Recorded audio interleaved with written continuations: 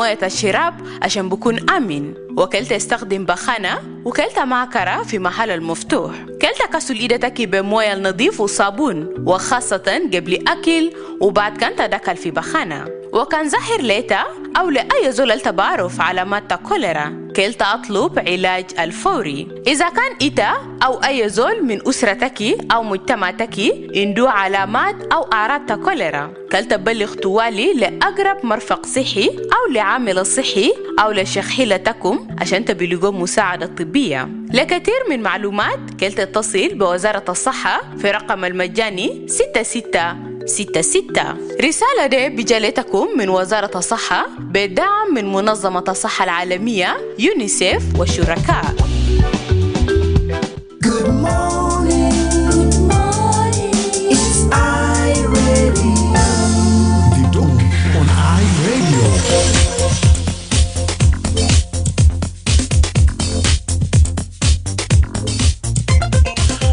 Right, a very good morning to you and welcome to the second hour of the Dawn program here on iRadio, live broadcast from the capital, Juba. My name is Emmanuel Joseph Akile and today is Monday, the 14th of July 2025, coming to 15 minutes now after the hour of 7-9. The second hour of the Dawn, we're going to talk about child marriage.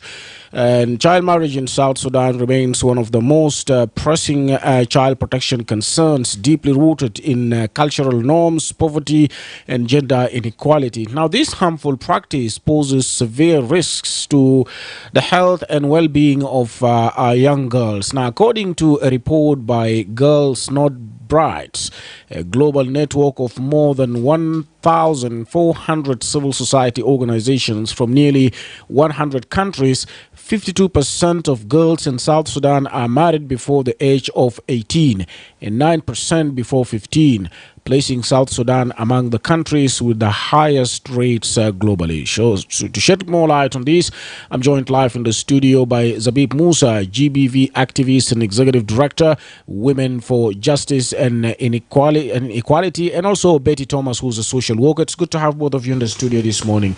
Welcome to iRadio. Thank you. Yes.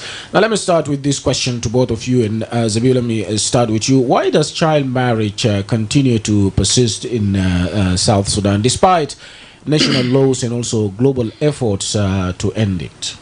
Thank you very much, Emmanuel, and good morning to our listeners. My name is Zabib Musa, and I'm the Executive Director of Women for Justice and Equality. The reason as to why child marriage persists in South Sudan is one of the major issues is that we are so much dipped into our cultures, and cultures that, tend to frame child marriage as something that protects the sovereign, protects the respect of families and communities. So our communities think that, when a girl gets married before that, then she's prevented from having sex before marriage. Then she also runs high chances of bride price being paid to the family. And you see, those are some of the cultural issues that leave us into that. And the other thing is also the fact that we have legal frameworks that are meant to protect girls within our communities. But you find that the enforcement of these laws is not happening. And one of the reasons is the lack of awareness, where you find that the people who are meant to implement the law are also dipped into the cultures. So then the implementation becomes an issue. And the other thing is we tie it to the fact that there is a lack of resources maybe within our settings. You find that at the community level, the community leaders, the chiefs, and the responsible people in the communities might lack the resources, to have these programmings within the communities. And the other thing that also leaves that is the conflict. We see people being displaced every day. When people continue to be displaced in conflict, chances are high that girls continue to get married within this, because families will also reach a point. You know how movement can be. Then children fall into such situations where a girl a person will come and you think that this person is going to take care of the child and things like that. So then it becomes a very big problem to our communities. Right. And Betty, do you agree with her? Yeah, I agree with her. Yeah, I'm called Betty. I'm the director of St. Clair Orphanage. And also we are keeping, we have a safe house. Let me say my colleague, what she was talking is true. Sometimes people in their families may be like how she mentioned, if they don't have anything, they are poor, then they just say, okay, this girl has to go and get married. After they force the girl to the man, and then sometimes because the girls now these days, they know where to run. In police stations, there is a gender office.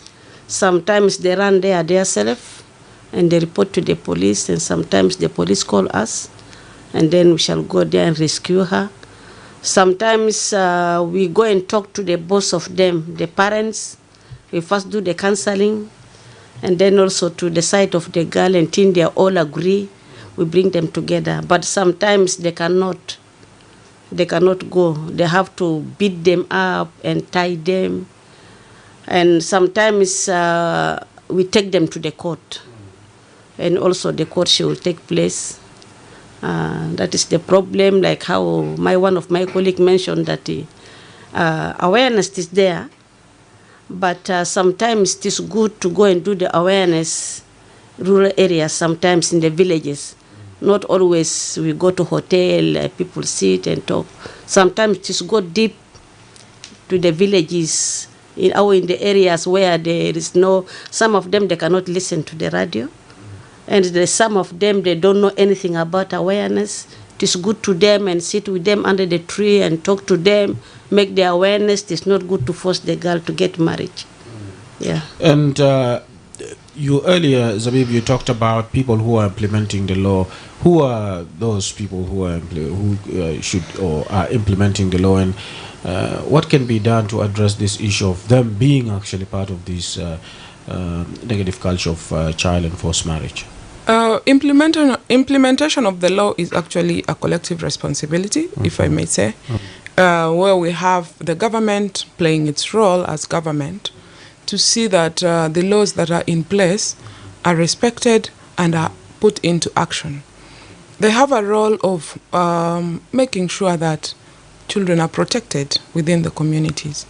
They should also set, and government is also responsible of, when a government puts an order in place, many people will respect that order. Right. But if it's the same government that somehow they also enjoy having young girls married to them, so then there is no way that will be respected. We see that we have religious leaders, we have community leaders, we have families, we have parents who also have a huge responsibility to play around the enforcement of these laws, because parents, they're the custodians of the children a lot of times. And what happens is that a lot of times parents will initiate these marriages, and especially if there is an economic attachment to that marriage, then you find that parents really initiate it and they push for this marriage a lot.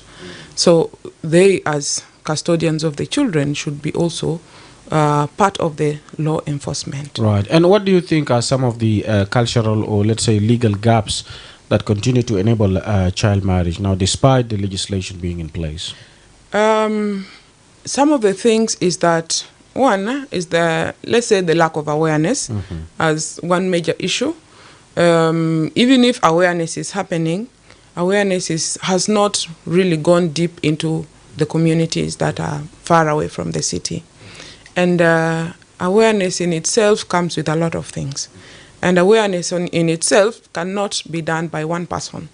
So that is a big gap that people don't even understand. There are people who really, they're so much deep into the culture, and it blocks them from even understanding that when you don't educate your daughter and you give the daughter to someone to marry, you actually double or triple the suffering of this girl. For you as a parent, you'll be given very small dowry, because even if you're given 1,000 cattle today, I tend even to think that these cattle are just numbers. They are not usually present like they have given you 1,000 cattle. So then what happens then after that? Your girl goes there. She suffers double, because now she's bought and now she is going to pay back. They have to make profit out of her. So then it really puts her life in danger a lot of times. The other thing is also, the other gap I see is us having leaders, community, let's say traditional leaders, who are self-centered, I may say, and in a way that they forget that they have a crucial responsibility in helping communities to change.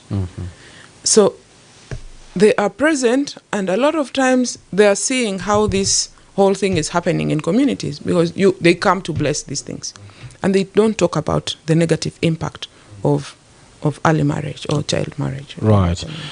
And Betty, how do families really typically justify child marriage, and what do you think are the most effective ways really to shift this perception?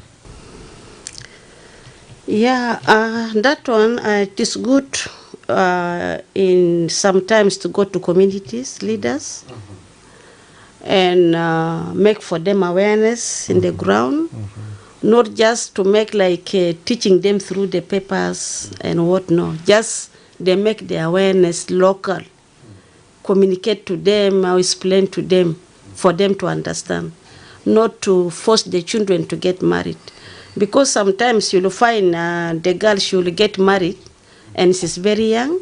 She cannot manage to take care of the family. And then after, the man should also get another woman. That one is already abandoned with a child, or one or two. And sometimes they run away. You'll find like a baby carrying a baby to run away. The solution is good to really make the awareness in the community, deep in the villages, not just within the town. Because either we talk in radio, sometimes they make awareness. Some of them they cannot understand. And then sometimes also it is from the families. There are some tribe, they really like to give their children off. They're still young. Let me say the youngest may be 13 or 14. They give the child out. And sometimes if they talk to them, they also say, no, it is not your child. It is not your child. Sometimes you explain to them long time, you can give the girl out to get married by force. But right now, the children have right, and we have to protect them. And it is good to make awareness deep in the villages, not just within the town. Right. And do you think, Zabib, we're doing enough as all the stakeholders in terms of awareness, especially in the communities? I'll say we haven't done enough yet. And it's because of several things, as I said. Communities that are always on the move, it's also very difficult to have them, engaged deeply. For example, if we are to say that, let's say we want to implement an initiative that will help communities change the harmful cultural practice of child marriage. And we are to start a community care program in a community. That requires a community that is settled, so that the engagement will really go deep into the community, because it requires time. So then it becomes a little bit complicated. But for us, some of the things that I think needs to be done, or we need to do more on, is first is we need to engage families, leaders, and the youth to shift harmful social norms. And that's what I was saying. They need to be in a community, and this setting has to come into the community, and let the community itself engage into this programming and accept that this cultural norm is not the best for us of marrying off our children. Yeah? And then they put means of how they want to tackle that. So then all of us can be involved. And the other thing is we need to expand access to education to these communities. Education within the center, you see that when you're in Juba, you see that there are many schools. You actually fail to count how many schools that we have in Juba. And yet in the villages, there are no schools. You go to places that are even very near to Juba. You go to areas like Luri, down, go to Loriki and other villages around there. You find that there are no community schools. So what do you expect for girls in that communities to do? A lot of times when they reach a certain age, they will be given out. Or they will even just choose to go. And then the other thing is also to support livelihood for families. Because we've also seen that, we also get to understand that poverty also contributes a lot in early marriage or child marriage. So then livelihood is important. So then there should be a program for supporting livelihoods. There should be programs that help these girls also that have been married off young and they may have failed in these marriages. It has not worked because a lot of times it doesn't work. She's a child. So then we also need to have a reintegration program for those girls so that they are given the right skills that they need, the right empowerment that is required for them, the awareness on how they can move on with their lives after that. Right. And Betty, do you think there are some psychological and emotional impacts that you can share with us based on your experience, something that you have observed in girls affected by early marriage? Yeah, there are many. Let me say we have like 8 cases. Yes, cases. The one they are really affected. You'll find they forced the girl to get married. She got pregnant. And then she doesn't like that married. Either some of them, they cannot share the experience with you. They cannot talk until she will deliver. Some of them, they run away. And some of them, they are really sick. They are sick because they are not happy. And they don't want to be taken back to their parents. They decide to stay where they are keeping them. There are many of them like that. And then sometimes also they can say, I don't want the child. I don't want that child. Then sometimes we do for them a bit of counseling. So I'll say, okay, you don't want the child, you first breastfeeding the baby, or for 6 months, and then we shall remove the baby out. Then after you remove the baby, then she remain. You keep the baby, you keep the mother. All right, that brings us to about 29 minutes to the top of the hour. We'll go for this short break, and we'll be right back. But briefly before that, Zabib want to add something on that. Yes, go ahead. Yeah, one of the other thing I'll add on is there is that long-term trauma that comes with early marriage or child marriage, where you find that a survivor of child marriage will have that long-term trauma that haunts them a lot of times because it's not a good experience to be married off as a child. And being into that marriage without your consent leaves you with a part of you will go away from you. So recovering that part requires a lot of counseling, a lot of awareness, which a lot of times in our communities, people don't even think. So you find that someone, even if they grow, if they don't get the real empowerment, then it really haunts them for life. So someone grows, we've seen people becoming very bitter. Someone, like, you can't even go into another marriage. A lot of times, even if you grow, you find that you'll be in relationships on and off because you have an anger inside that has not gone out of you. Right. نمشي لفاصل ومنه حنجي نواصل. ما تمشي بعيد من الراديو بتاعك. صباح الخير. The Ministry of Health is conducting a commemoration of African Vaccination Week with rotavirus vaccine targeting all children aged between 6 to 10 weeks. Take your child to the nearest health center during the African Vaccination Week or the Big Catch-up campaign. Good morning, Mama Nyandeng. Good morning, Mama Masi. Where are you coming from this morning?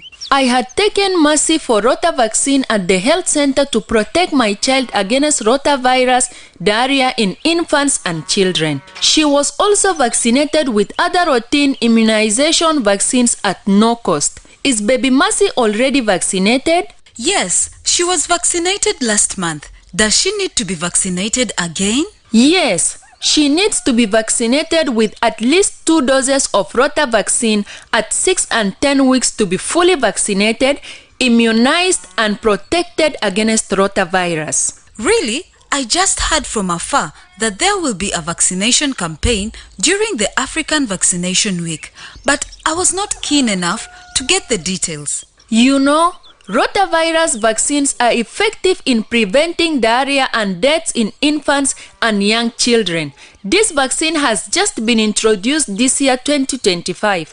A lot of children were not vaccinated. Some even travel without being vaccinated. I wouldn't want to see any child get diarrhea. I didn't know that rotavirus is that serious, that it can even cause death. Yes. Rotavirus is a life-threatening disease caused by the virus. The signs are fever and vomiting, followed by watery diarrhea, and can cause abdominal pain and dehydration. Children who survive may be dehydrated, which can cause serious complications. Dehydrated or serious complication? Oh, that sounds scary. How can I protect my child from this dangerous disease? The only way for your child to be safe is when your child and all children in your neighborhood are vaccinated with rota vaccine. I will do that immediately. Where can I take my child for these vaccines? Hope it's not late. No, you are not late. Rota vaccine and all the other routine vaccines are available at all health facilities and designated health centers located in your areas.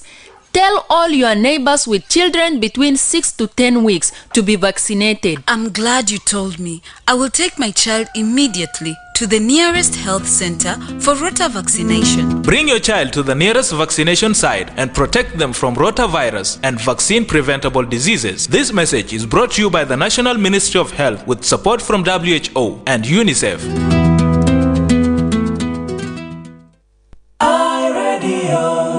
Your eye on South Sudan. Your eye on South Sudan. مرحبا بك مرة ثانية مستمعي راديو في كل مكان. لسه بتسمع للبث المباشر لبرنامج جدون، وبنتكلم في موضوع بتاع زواج الأطفال في جنوب السودان، وده واحد من أكثر الشواغل إلحاحا فيما يتعلق بحماية الطفل، وهو طبعا موجود بعمق في الآراف الثقافية والفقر وعدم المساواة بين الجنسين. ضيوف بتاعي في الاستوديو زبيب وكمان بيتي، ولسه بنتكلم في الموضوع ده. Now Zabib, let's talk about your experience. How does child marriage affect girls' long-term opportunities for education and also economic empowerment for their future? Okay. One of the things is that child marriage negatively shapes the experience in a way that even the status of a girl, even if they remain in that marriage, they will just continue to disappear as they grow into women. You will find that this girl will be there. You are brought in to maybe compensate for the dowries and all that was given to your family. And if you want to see, you'll see that those girls that are married off early, they usually have a huge number of children. They can even produce 10, 12, 9. They'll be producing. So then, the more they produce, it reduces them as human beings. And the other thing is that they will only be there and there is nothing that they can do for themselves. So that is a long-term impact that all her mind is going to be concentrated here. And a lot of times, you know how marriage works. A time will come and if you're not doing anything, then you're not into this. So then you're only working for the other side. And then we have the security of the women and girls is also an issue that is violated as children, because then you are not protected, your rights are not respected, then it is also something that impacts negatively in your life. We also have the physical and the emotional integrity of someone. Someone will, you'll just be there, and your mind is affected. It's just one way. All you know is that, I don't even have an option. You've met women who are already in their age, and they tell you, I don't have an option.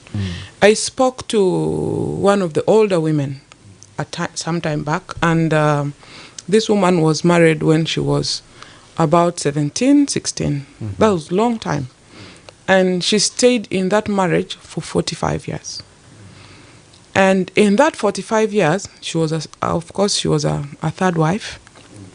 And for 45 years, and the man was also kind of double her age.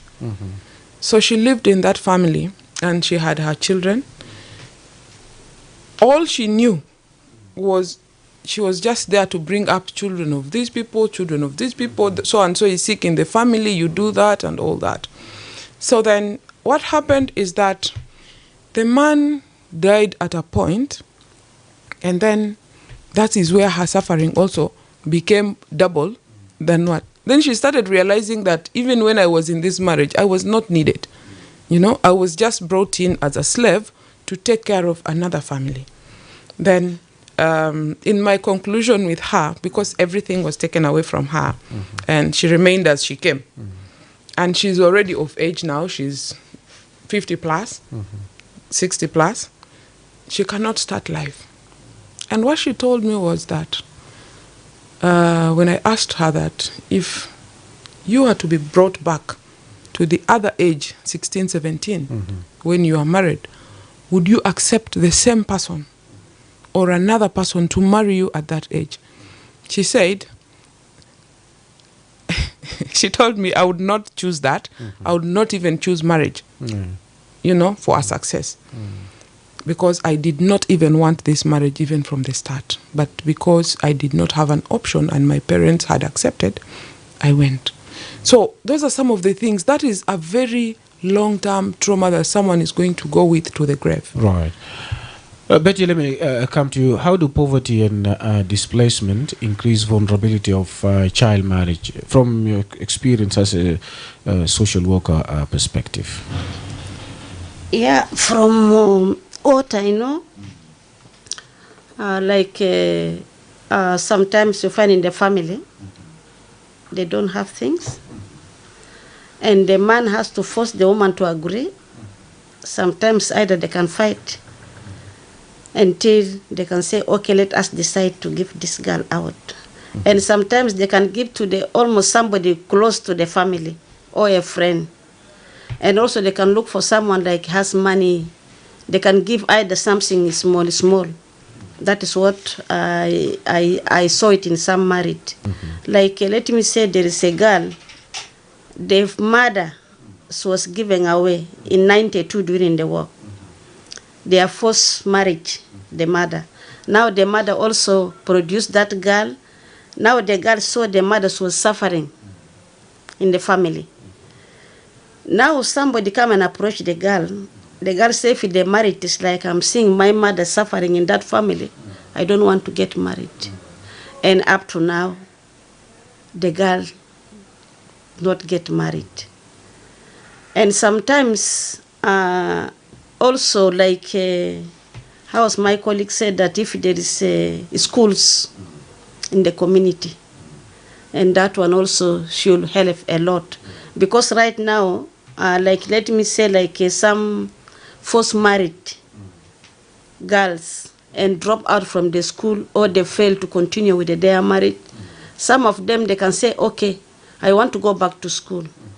Some of them, they can decide, okay, let me go to the vocation training to do tailoring, carpentry, like that. And after, she will leave that family and continue with that training. And sometimes they are doing well. Some of them succeed. Because if they get support, some of them go into the hairdressing. Because that marriage, she failed to maintain, and she's very young. And what I know also, sometimes, like social workers, if you get deep, because some cases they don't come out, they don't go to police, they just in the family, in the area where in the community. But as a social worker, if you go deep to the families, oh, you hear somebody's talking, there is a family like this, they have problem, you go there, you'll find a lot. Right. Yes, Right. and it's good sometimes people also to go to the community, to engage them and to know more problems, to advise them. Like that, at least maybe the problem can reduce from the community. Right. Let's read a few comments here on our Facebook page also. We have Cosmos is saying, good morning, Emmanuel. Thanks for the topic of discussion. I'm streaming live from Juba. Tuchol is saying, of course, that is really true what we are discussing. Deltier is streaming live from Tony South County. Claudio Bravo is saying, hi, Emmanuel, my greetings to you and your guest, my former executive director, Madam Zabib, in the studio. Thanks for bringing the wonderful topic today for us. I'm watching you live from Wow High Daraja residential area. Triple A Atem is saying, good morning to your guest in the studio. My question to the guest in the studio is that child marriage could be both girls and boys. Some parents also force their sons to get married when they are also still underage. Do boys have the right to open a case against their parents? And likewise also to girls. I am seeing the world only focusing on girl child marriage, leaving boys child marriage behind. I am watching you live from High Nazareth in Western Bahr al Ghazali State. Alfred Lukaji is saying, good morning, iRadio, and to you, my brother Emmanuel. I'm watching you live from Lincoln, Nebraska, in the United States of America. And then he's saying the issue of early marriage in South Sudan is a big problem in our community, which came through the government law enforcement must be involved.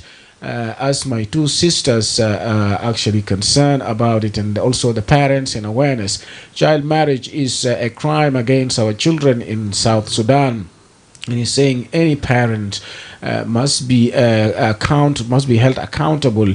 So therefore, government must educate our tribes or our communities to better understand the culture and the norms. And he's saying thank you. We have Jokudi Joyce Poni is also saying, watching live from Rock City, Juba, South Sudan. My question to the guests, what would be the way forward to avoid our societal or the cultural beliefs or practice, since we do awareness but they are actually deep in the customs and the beliefs, and also the government how can the government play its role really to implement early child marriage issues? What is your address, or how can this issue be addressed by the community, or the cultural beliefs in South Sudan don't allow our young girls to go to school, and also they might use them as a way of income?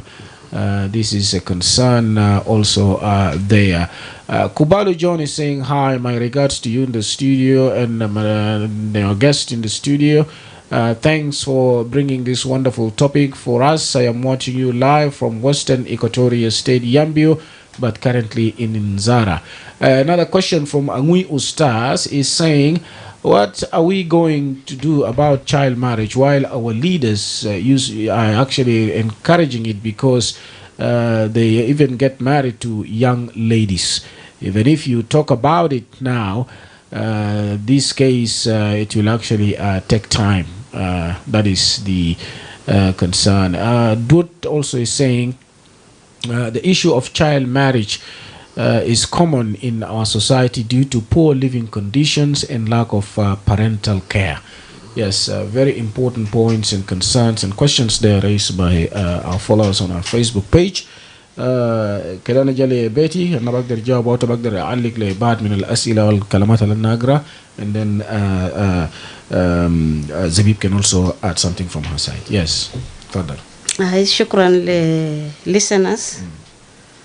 مثلا جاوبا كلام كلامتا first marriage لإيال صغار وتنين فيل and fail. ده كمان بيجا في community. مثلا سلاطين في area المسؤولين في هيليا والنسك الهلا.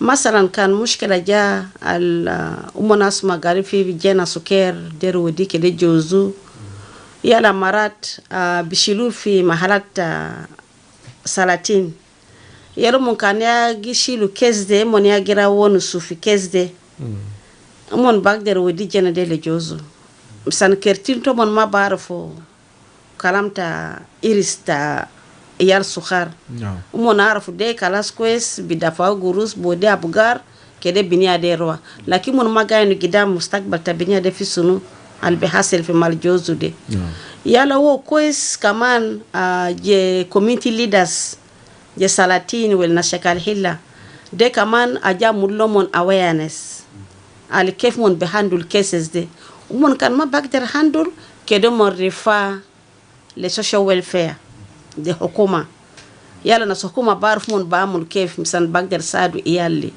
مثلا أنت بلغو تنين جدال جوزو فوس ماريج في ولادة صعب إنين دو واحد عمولا مليا أو لمباري في مستشفى بنية سكر في عمر ما بقدر بوش جالي جو دي جاد بنية اللي أسرو في جوزو 16 سنة يا أصلا حاجات جدي كده من nasal shekal hila wole na salatin kedo mon handu la jadde beterigal kwes mon bagder kelim gale binia de suker ma bijozu ukan magagara madarasa fiterigat ke tirali jena de bagder roagara bora making fi vocation training wo bagder succeed fi life yala kaman fi site tawlat wala indo right al bagder amno protection فاولاد باردو لانه كلام ده قالته كل دايما نقول بس بنات يلا عند اولاد معلو كمان يعني ما يجي فوسوف بعد من اولاد في موضوع الزواج اي اولاد باردو في كمان اللي بيكوتو كده جوزو كان اسلوك طبعا اولاد صغار ده مرات ممكن ما عنده قروش لكن ابو بيندو قروش بدفع كده شيلو بنيه سكر ولد ده سكر كتير تومون ما بيسكسيد في مارج دي تبي لقوا دسمان في كل يوم كل ما جينا دقي ولد دقي رابا وغاني بنيا تاني بارا أكسن من بنيا الفبيت كلاس ولا دجنا يعني محبة ذاته محبة ما في ده حاجة بس جيبوا من بجوا ده ما شو يستومن يا كتير تبان جريمون ما بيسكسيد ولا أولاد ده باردو كريمون ما كيلينغالي ما مولون protection كيس استومن ما جيجا كتير تومن كيس استبانات لكن كان دوائنو كان ولا داينو أبو غاسرو قال لازم إتكدر جوزو وين أمرتو عند 18 making 17 to 16 وبقدر report في offices وبرا في police station في gender office أجا سرانا في سنو أجا سرانا في جوزو كأنا جوزو بنيا وانا ما باكدر أمرتاي لسانا جاغارا وناس باسما لو when do right al بقدر أمولو protection. All right. Yes, Zabib, yes, you can now comment or answer some of the questions. Okay, thank you very much. And Gibelde, I wanted to also add up on issues to do to how poverty contributes and displacement. Usually, when you find poor families, there are poor families that you'll even say this is generational poverty within such families, And a lot of times, those families that are very poor tend to practice early marriage command a lot, with the thinking that probably when they marry off their girls, they will get benefit out of that and it will remove them from the poverty. Yes. And unfortunately, the cycle just continues within that family. That is one. The other thing is the displacement issues is that sometimes when these parents are displaced, you're sleeping in one tent. You also see that your girl is of age. Can be talatasharat batasharde. You think that she's of age, and you also need space for yourselves. So then these girls are given to other people, so that parents think that they can be taken care of better by another person, not knowing that there is nobody that can take care of your child better than you. For questions there, I will say that child protection is general. Is for boys and girls, and we protect them the same. It's just that boys don't tend to come, although we have cases of boys. We have cases of boys that have been sexually abused. They have been sexually harassed. by men. And then we also have boys that have been forced to marry. We have cases. There was a case that we were handling at a point, and this girl was like 14, and the boy was about 18, not even 20. They were all young in one of the villages. Women, they are married. But we found that the child that they had given birth to was 3 weeks old. They are fighting. The boy doesn't have anything. And when we came into the case, he just ran to his mother and left the girl. So you find that these are issues. And we started handling that case, and I'm happy that we managed to return both of them, each one to go to their parents. But it is usually difficult when a situation has come to that. So what the way forward for all of us is that this requires a holistic approach, an approach that is so much integrated. We have livelihood, we have education, we have all these settings in place. The other thing is that we also need all stakeholders to work together. Parents as key people. Parents, the Juba, parents, the South Sudan, neglect children so much. The hardest Saba, Tamania Bilel, you find children of this age. They are outside, women, maybe they are begging. You know, responsibility, because when you choose to give birth, you also choose to take responsibilities of those children. But then parents neglect. They think that their children have to work for them when they are young and bring for them. And that is where the problem starts. Right. Yeah. We have a comment here from Hakim Michael is saying, good morning, Hakim from Gudele. To end child marriage, a multi-pronged approach is needed. Now this includes legal reforms to raise the minimum age of marriage, enforcement of existing laws to prevent underage marriages, comprehensive sex education programs in schools to empower young people with knowledge about their rights and sexual health, economic empowerment initiatives for girls, and also their families to reduce the economic incentives for child marriage, and community-based awareness campaign to change societal attitudes and norms. International cooperation is also essential, as child marriage is a global problem that requires a coordinated global response. This is a very long message, but I want you briefly to comment on that, especially talking about schools, sex education for schools. Utaban de hajat marat gura nazi kenga dema culture tena kalam dema bamu kimi darusu yal kalamata sex ushunu fi madaris. So tabak der wonu shunu mumkin. I think his comment is in place, and those are all the things that happen when we say we're doing awareness and all that. And when we talk about comprehensive sexual education, we do have what they call an age-appropriate sexual education, where you will start educating a child when they're still young, for them to know that their private parts are not for the public, they are not supposed to be touched, you are not supposed to be touched in a certain place. This is when they are growing. Then there is also a group where they are between, when they are in their puberty, 11, 12, 13, 14, they also have their own conversations. You take them through their menstrual hygiene, the importance of their body, how to take care of themselves, how boys should take care of themselves, and how girls need to take care of themselves. So as it grows, then the lessons also grow. So when we say comprehensive sexual education in schools, which we do in schools, for us, we go to more than 16 schools within Juba to have this awareness going on. We also go to health facilities a lot of times, and that is where you find the young girls. They have come with children, malnourished, they are sickly. So we try to expand awareness to all those places. Right, we have about less than 2 minutes to wind up. Less than 1 minute each لرسالة أخير نبدأ مع بيتي. رسالة تاكي بكون شنو أخير خاصة في من ناحية بتاعت الإكسبيرينس انتندو في الناحية بتاعت الأوفنج. تفضل. شكرا لفرصة تاني. أنا بقول شكرا شديد لفرصة إن عندنا الليلة. أنا بقول للناس القاسمة برا، بالذات ناس القودي إيال برا للزواج. أما كويس سارة مسكين تمين دي شغل نعرفو رجال تاني كتير يشتغل ما قد يقوم هي لكن ما تودي جينا دي برا أكيرت فتسو في أبواب كتير تبدوغو الباقدر سابوت جينا دي باقرا بكرة بيكون حاجة تاني بسايد ما تكوت جينا كمان كده دورو بليل كمان علمو جينا كده لبسو كويس كده ما دورو أريان في نوستا إيال مثلا حاجات كتير جي حصل جيجي بياو ناس رابينج لإيال صغار حاجات كتير جي حصل. شكرا. شكرا. Zabib, briefly, yes. Thank you very much, and thanks to our listeners.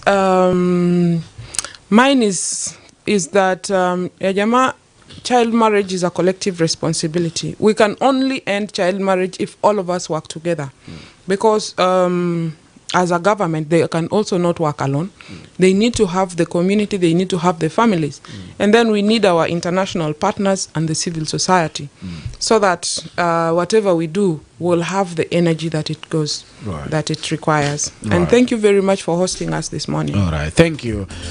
Thank you very much, Zabib Musa, GBV activist and executive director, Women for Justice and Equality, and Betty Thomas, social worker, who's also director for St. Clair Orphanage in Juba. Thank you both for joining us on the Dawn today. Thank you. Thank you.